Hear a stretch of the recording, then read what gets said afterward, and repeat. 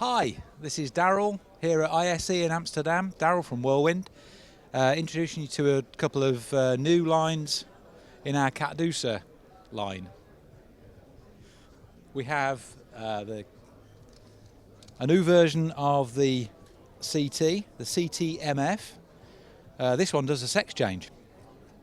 There we have a male XLR, there's the female. So suddenly we can have a 2x2, a 3x1, all sent over Cat5.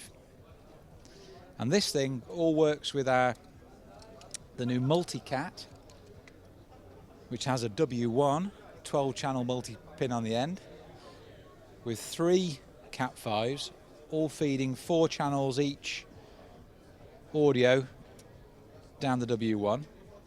And all this is made to work with our Patchmaster system. So you can use it with a drum kit, whatever, plug your W1 in and right through our Patchmaster.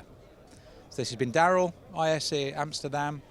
Check it out on our website, www.whirlwindusa.com.